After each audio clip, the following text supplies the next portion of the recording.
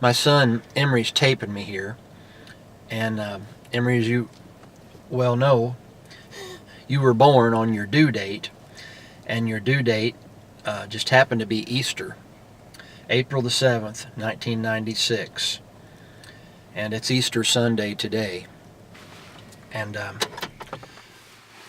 we're getting ready to go visit with family, and and have dinner, and just so happens they live near Chapel Hill Cemetery in Cedar Hill, where my mom and my dad and my grandpa Bill, my mom's father, and my little nephew are all buried. I have a plot here too.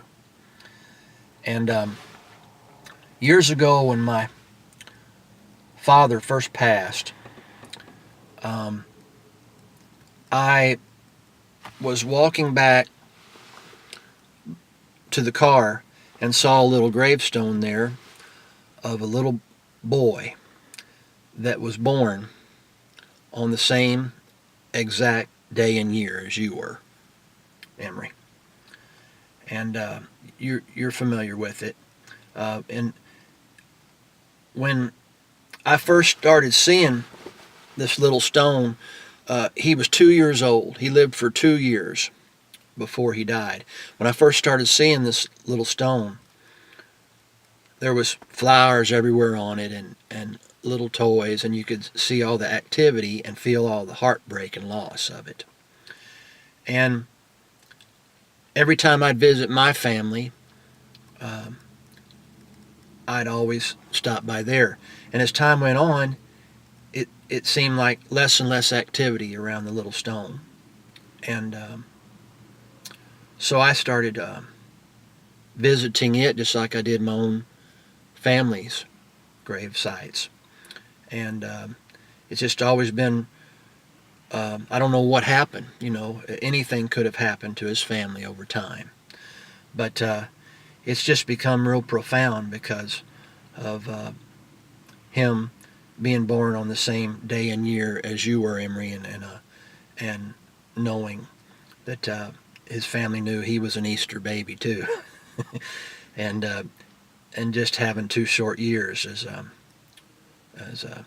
I know there's people's been through that, um, but it's a very difficult thing to go through.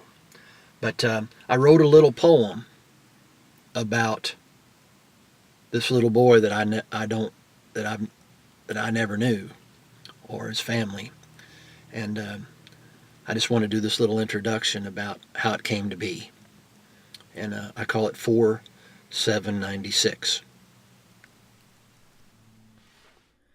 There's a little stone on a little hill down from my mom and dad's on Chapel Hill. 4796, a story untold, just a little grave and only 2 years old. They'd leave little toys right there on his grave, the same kind my son had back in the day. A few matchbox cars, a little Pokemon.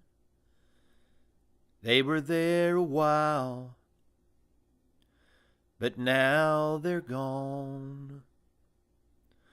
Once thought I'd write a note and maybe ease the pain, put in a plastic bag to keep it from the rain.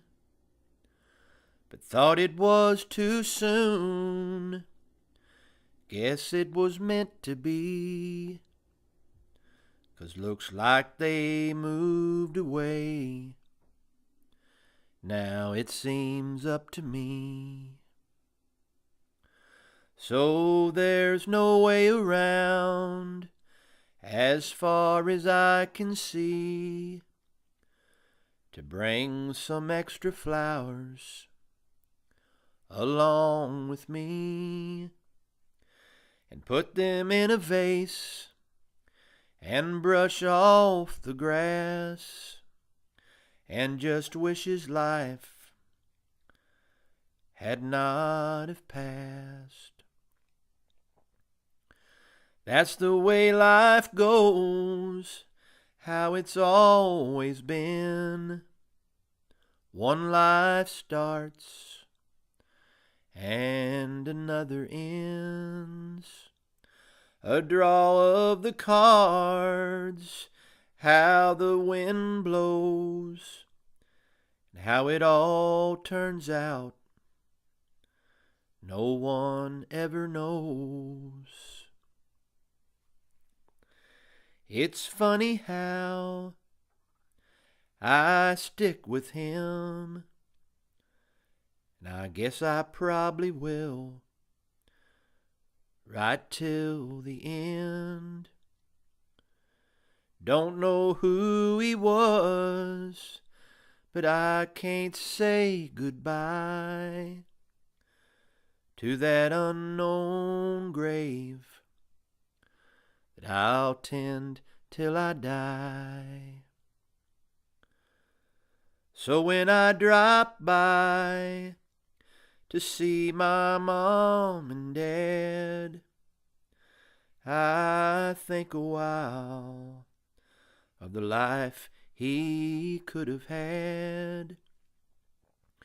You know, as time goes by, we all lose and win, but what seems to matter most is what might have been.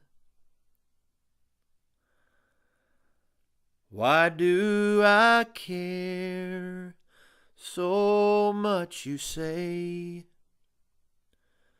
My son was born on the same year and day.